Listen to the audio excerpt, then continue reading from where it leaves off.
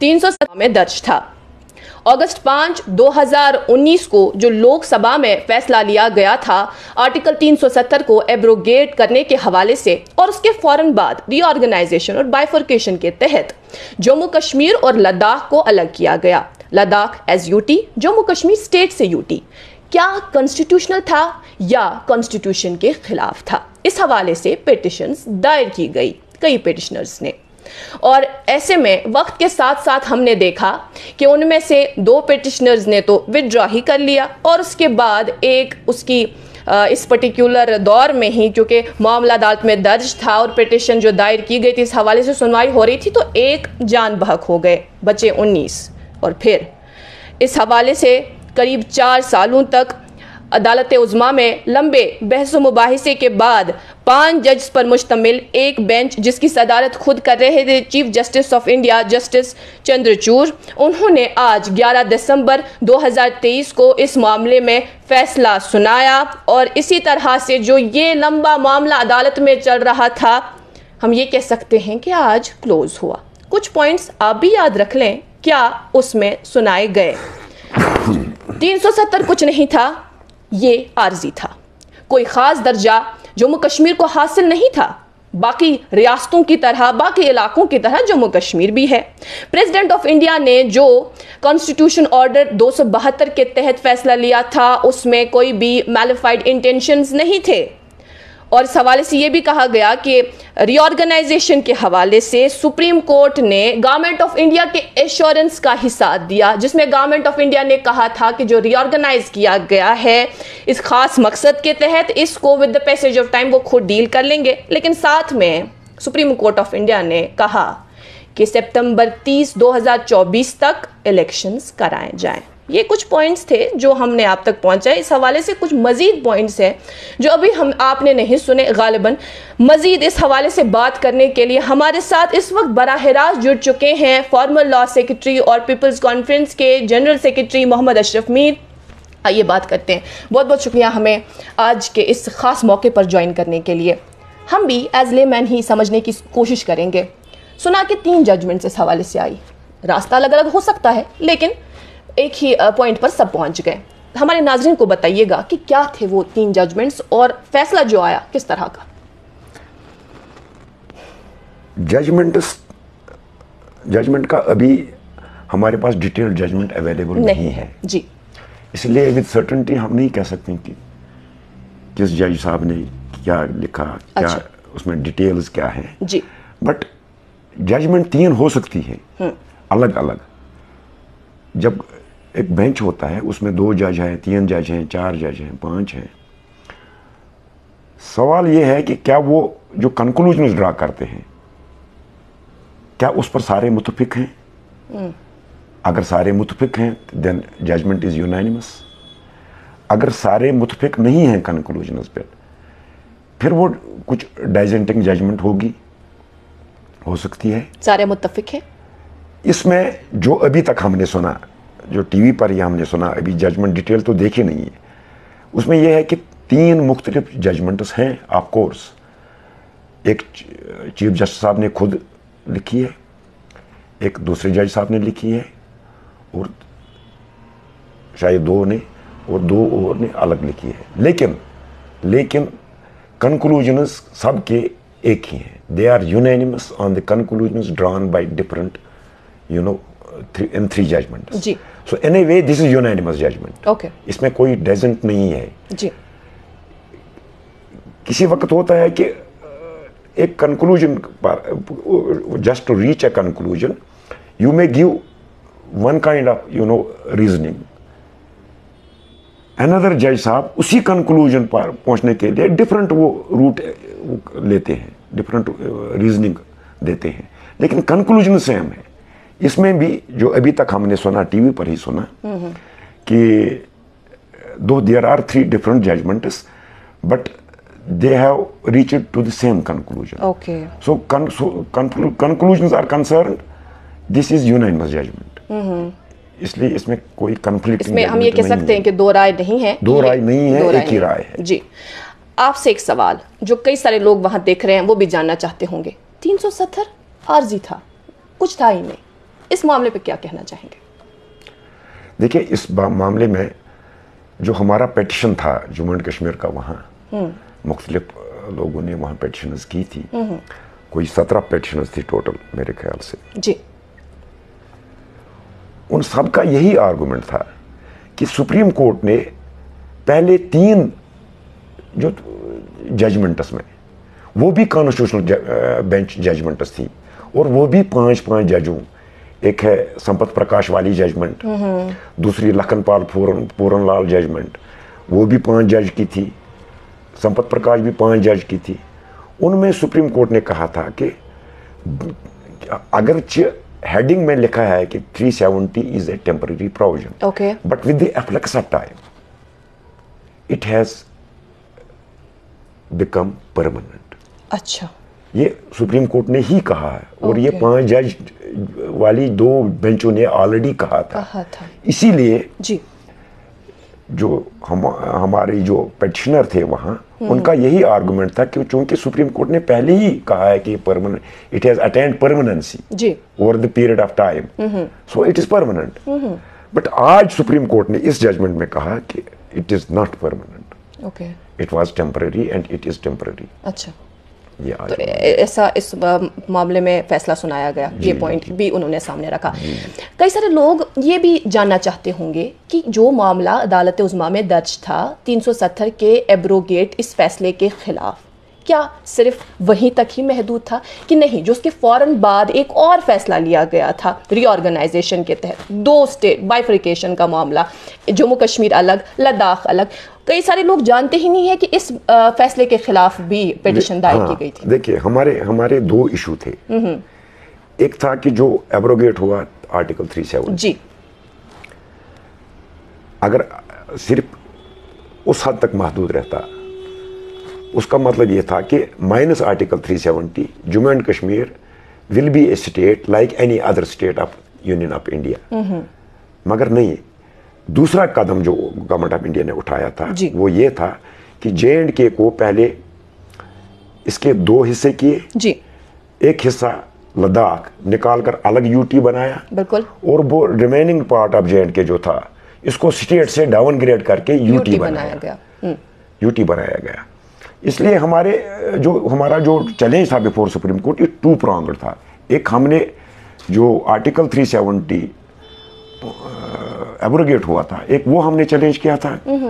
दूसरा ये कि जो स्टेट को, J&K स्टेट को बाइफरकेट करके 2 यूटी बनाए और J&K को भी यूटी बनाया, ये हमारा ये चैलेंज भी था जी। दोनों, इसलिए 2 चैलेंज थे हमारे सुप्रीम कोर्ट के सामने। बिल्कुल।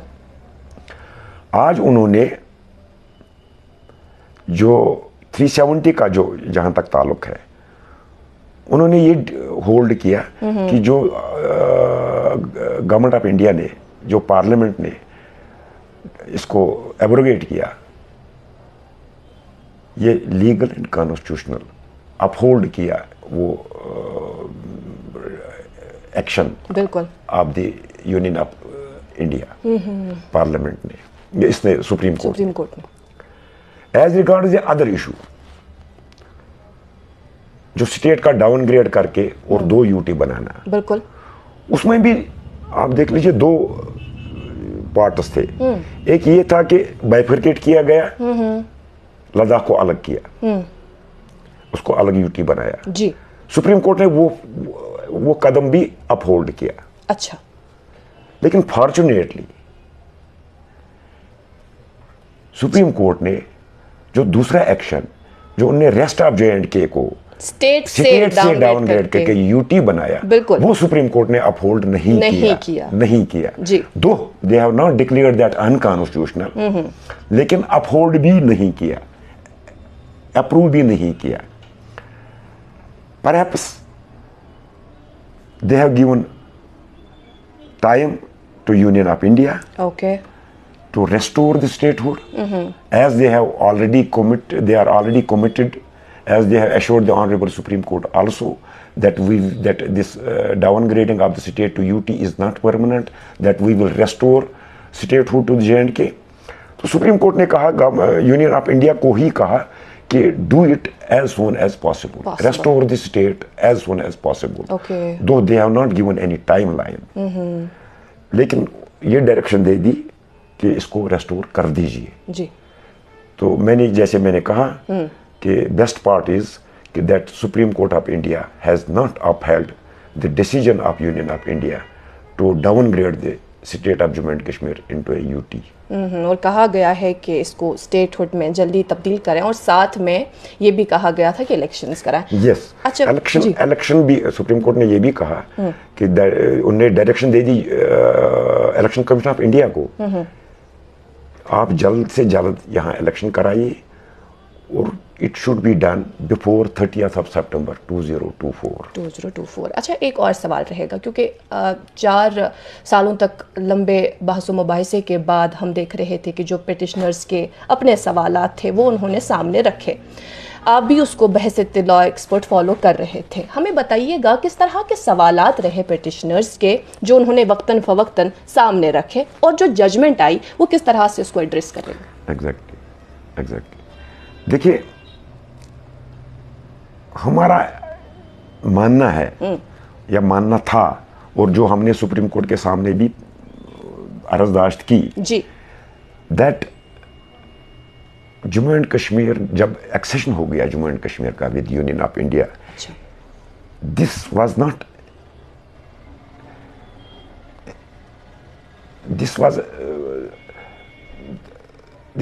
Like any other state acceding to union of India जी, राइट।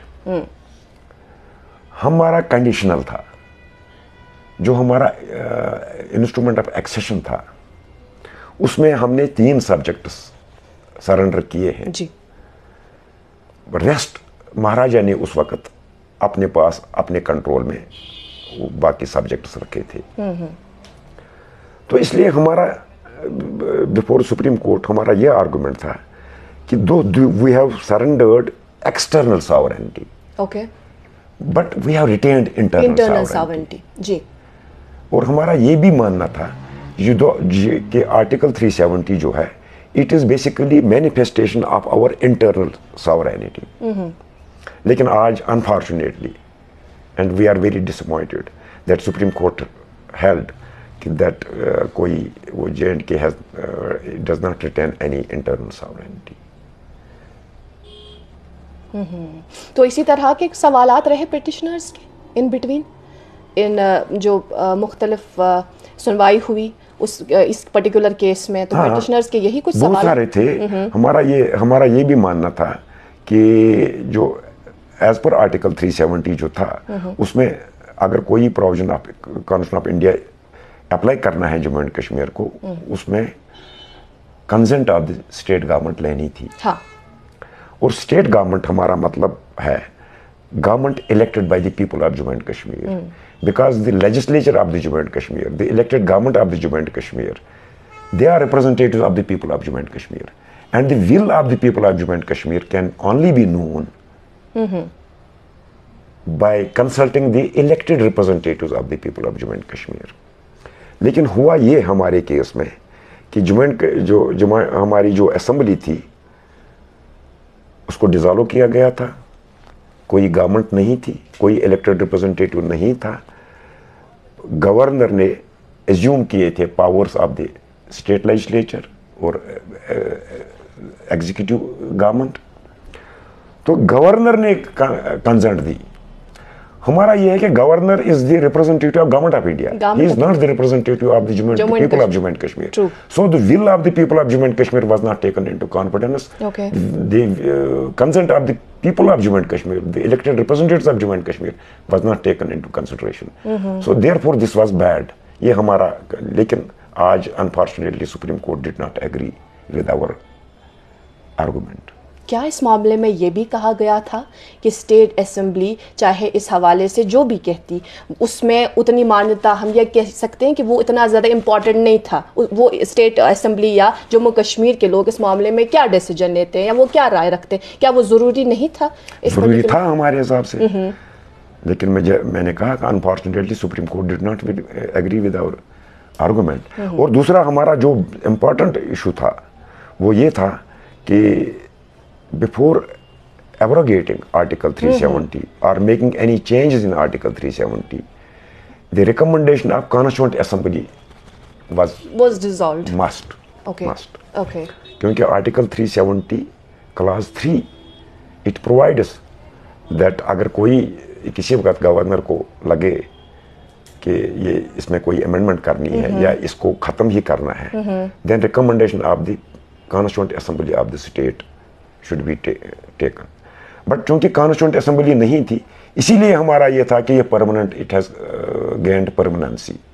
लेकिन आज सुप्रीम कोर्ट ने कहा कि दैट जो वहाँ वो क्लास था, recommendation of the constituent assembly, that was not binding on governor or on the president, sorry, not governor, president. That was not binding on president, that was simply recommendatory. Okay. So अगर president ने नहीं लिया है, so that was otherwise not binding, इसलिए उससे कोई फर्क नहीं पड़ेगा। Okay. ये उन्होंने आज सुप्रीम कोर्ट ने कहा, तो इसीलिए उन्होंने कहा कि ये इसकी कोई परमानेंट नहीं था, टेम्पररी था। और कॉन्स्टिट्यूएंट असेंबली की रिकमेंडेशन भी रिकमेंडेटरी थी और वो उसमें वो भी मैंडेटरी नहीं थी on the part of president. और अगर प्रेसिडेंट ने नहीं ली है, not necessary, nothing illegal, nothing unconstitutional. शायद कई सारे ये सोच रहे होंगे कि आज जो फैसला सुनाया गया, अब मज़ीद आने वाले दिनों में क्या हम देखेंगे, किस तरह से जम्मू कश्मीर बदलता हुआ नज़र आएगा। इस हवाले से जो जजमेंट में कुछ ऑब्जर्वेशंस आज सामने रखी गई, लेमैन्स लैंग्वेज में हमारे नाज़रीन को समझाएं कि क्या ऑब्जर्वेशंस उनकी रही जो हम सब समझ सकते हैं। नहीं, जो मतलब चूंकि डिटेल्ड जजमेंट हमारे पास नहीं है, इसलिए हम डिटेल्ड उस पर नहीं बात कर सकते हैं। लेकिन कुछ ऐसे पॉइंट जो हम जानते हैं, जो मोटा मोटा हमने टीवी पर ही सुना, समझ पाए, वो यही उन्होंने कहा कि जो 370 था वो परमानेंट नहीं था, जी, number 1। Number 2, that J&K did not retain any internal और व्हाटएवर दिस सॉवरेनिटी, वो उन्होंने सरेंडर की थी यूनियन ऑफ इंडिया में। नंबर 3 कि जो भी प्रेसिडेंट ने कोई एक्शन ले ली, though that is subject to judicial review, but इसमें कोई मालाफाइडीज नहीं थे। नंबर 4, उनने कहा फ्रॉम टाइम टू टाइम, जिस वक्त कॉन्स्टिट्यूशन ऑफ इंडिया अप्लाई हुई थी 1950 में, अच्छा, उस वक्त article 1 and article 370, only these 2 articles were applicable to J&K। जो other provisions of the constitution of India है, वो प्रेसिडेंट ने करने थे इन कंसल्टेशन और with concurrence of the state government. Okay. तो सुप्रीम कोर्ट ने आज कहा कि तब से लेकर आज तक बहुत सारे प्रोविजंस अप्लाई हुए हैं जम्मू एंड कश्मीर पर with the concurrence of the state government.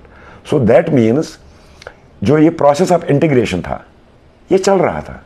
उन्होंने कहा आज जब सारे प्रोविजंस ऑफ द 2019 में गवर्नमेंट ऑफ इंडिया ने, पार्लियामेंट ने सारे प्रोविजंस, प्रेसिडेंट ने सारे प्रोविजंस अप्लाई किए J&K पर कॉन्स्टिट्यूशन ऑफ इंडिया के, इसका मतलब है कि this is the culmination of that process of integration. Okay, right.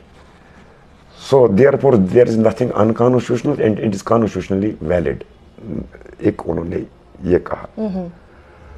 दूसरा, उन्होंने सुप्रीम कोर्ट ने ये भी कहा कि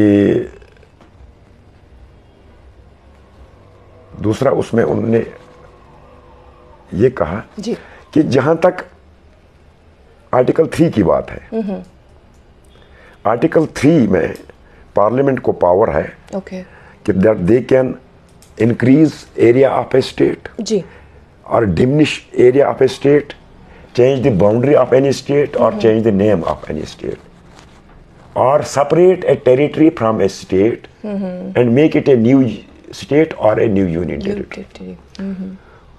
उसमें हमारा आर्गुमेंट ये था कि एक तो आपने लद्दाख का हिस्सा जो है J&K से अलग किया, इसको सब एक यूनियन टेरिटरी बनाया। दूसरा, जो रेस्ट ऑफ द J&K था उसको भी आपने यूटी बनाया। How can a state be downgraded to a UT? It is okay, parliament has the power to make a new state or to separate some territory of a state and make a state or make a union territory. But where is the power of the parliament to downgrade a state into a UT? उस पर supreme court चुप ही रहा। उनने कहा कि अभी हम इस पर, चूंकि गवर्नमेंट ऑफ इंडिया ने ऑलरेडी सुप्रीम कोर्ट को एश्योर किया है कि that we will restore the statehood of J&K, therefore इस पर हम अभी कोई डिसीजन नहीं लेते हैं। उनने वो ओपन रखा, बट डायरेक्शन दे दी यूनियन ऑफ इंडिया को to restore the statehood as soon as possible. Article 35A के हवाले से हम आपसे मालूमात लेना चाहेंगे, उस पर जरा रोशनी डालें। हाँ, आर्टिकल 35A में गारंटीज थी, एक प्रोटेक्शन, कॉन्स्टिट्यूशनल प्रोटेक्शन था people of Jammu and Kashmir का, जिनको हम स्टेट सब्जेक्ट बोलते थे या परमानेंट रेजिडेंट बोलते थे। चूंकि कॉन्स्टिट्यूशन ऑफ इंडिया में आर्टिकल 14 है इक्वालिटी, आर्टिकल 19 है जहां कोई भी इंसान, कोई भी citizen of India, he can live anywhere in India, he can purchase a movable property, right? He can seek employment in any part of the Union of India. उसमें एक प्रोटेक्शन रखी थी आर्टिकल 35A में कि state legislature अगर कोई law बना सकती है, एक स्पेशल प्रिविलेजेस, स्पेशल पावर्स अपने जो रेजिडेंट्स ऑफ द J&K उनको देने के, in the matter of employment, in the matter of purchase of A movable property और सेटलमेंट वगैरह। तो इसीलिए हमारा जितने भी हमारे ये लॉज थे रिलेटिंग टू रिक्रूटमेंट, वहाँ हमने जो J&K में रिक्रूटमेंट थी वो रेस्ट्रिक्ट की थी हमने only to permanent resident of the state. और इसी तरह जो ट्रांसफर ऑफ प्रॉपर्टी एक्ट है उसमें एक रेस्ट्रिक्शन थी कि यहाँ एमोवेबल प्रॉपर्टी जो परचेज कर वही कर सकता है जो परमानेंट रेजिडेंट ऑफ J&K होगा। ये एक कॉन्स्टिट्यूशनल प्रोटेक्शन थी to the people of Jammu and Kashmir. अब जब ये आर्टिकल 370 खत्म हो गया, एब्रोगेट हो गया, उसके साथ ही 35A भी ऑटोमेटिकली खत्म हो गया। तो वो जो प्रोटेक्शन थी people resident, permanent residents of J&K state के लिए, एम्प्लॉयमेंट के लिए, लैंड के मामले में वो खत्म हो गई। स्कॉलरशिप्स के मामले में, admission in professional and colleges के बारे में वो खत्म हो गई। अब कोई भी यहाँ ज़मीन खरीद सकता है, कोई भी यहाँ रह सकता है, कोई भी यहाँ एम्प्लॉयमेंट वो उसको अपॉर्चुनिटीज यहाँ भी मिल सकती है, मिल सकती है जी। वो नहीं रहा।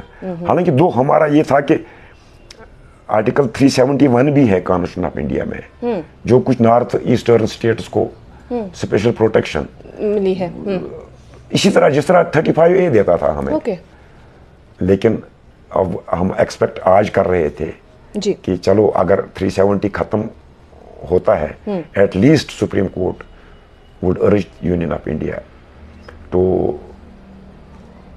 protect the rights of the people of Jammu and Kashmir through Article 3, a provision like Article 370। लेकिन वो भी इसमें डिसअपॉइंटिंग है कि उसमें कोई ऐसा जजमेंट में कोई ऐसा जिक्र नहीं है। चूँकि आप असेंबली के दो के सेक्रेटरी भी रहे हैं, फॉर्मर लॉ सेक्रेटरी के साथ साथ, और इस वक्त आप जनरल सेक्रेटरी है पीपल्स कॉन्फ्रेंस के। जाहिर सी बात है पॉलिटिकल पार्टीज़ की अपनी अपनी राय है इस मामले में। हमने देखा कि उमर अब्दुल्ला ने इस मामले पे जो कहा, शायर ने उसको इस तरह से समेटा है कि दिल ना उम्मीद तो नहीं, नाकाम ही तो है, लंबी है गम की शाम मगर शाम ही तो है। पीपल्स कॉन्फ्रेंस का इस पर क्या टेक है, आप क्या समझते हैं जो ये अब फैसला लिया गया, क्या है? मैं यही समझता हूँ कि बहुत डिसअपॉइंटिंग जजमेंट है। We were expecting that